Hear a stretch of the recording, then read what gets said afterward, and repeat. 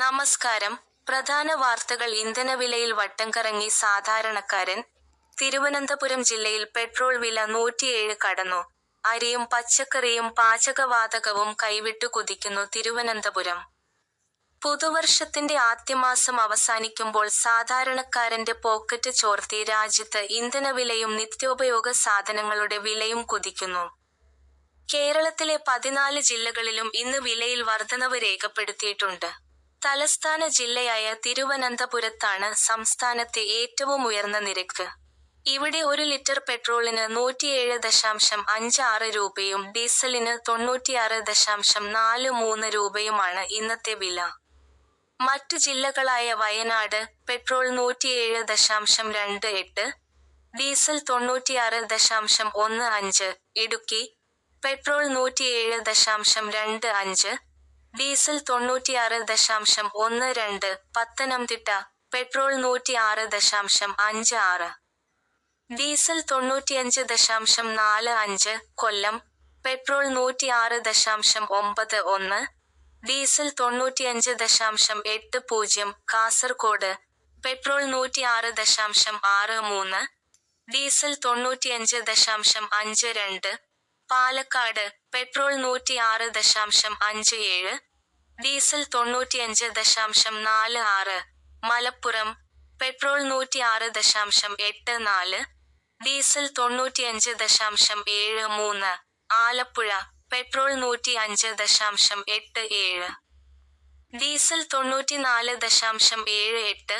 Kottayam petrol 105.88, diesel 94.79, Kozhikode petrol 106.03, diesel 94.94, Kannur petrol 105.90, diesel 94.81, Thrissur petrol 105.77, diesel 94.68 എന്നിങ്ങനെയാണ് വില നിലവാരം. എറണാകുളം ജില്ലയിലാണ് കേരളത്തിലെ ഏറ്റവും കുറഞ്ഞ നിരക്കായ 105 രൂപ 49 പൈസ പെട്രോൾ, 94 രൂപ 40 പൈസ ഡീസൽ രേഖപ്പെടുത്തിയിരിക്കുന്നത്.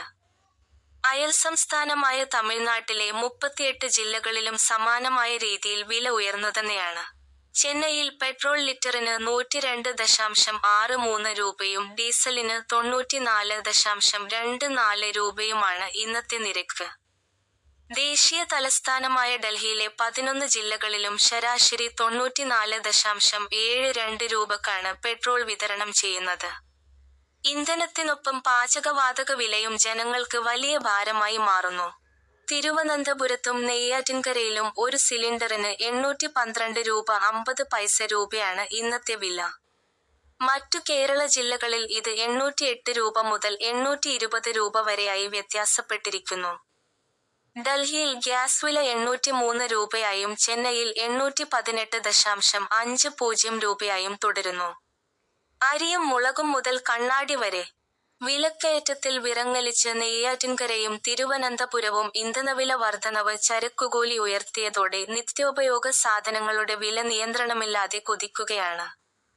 തിരുവനന്തപുരം ജില്ലയിലെ വിപണികളിൽ ജയ, മട്ട അരികൾക്ക് കിലോയ്ക്ക് 5 രൂപ മുതൽ 8 രൂപ വരെ വർധിച്ചു. തക്കാളി 65 രൂപ, പച്ചമുളക് 95 രൂപ, ചെറിയ ഉള്ളി 115 രൂപ എന്നിങ്ങനെ പച്ചക്കറി വിലയും സാധാരണക്കാരന്റെ കൈപ്പിടിയിൽ ഒതുങ്ങുന്നില്ല.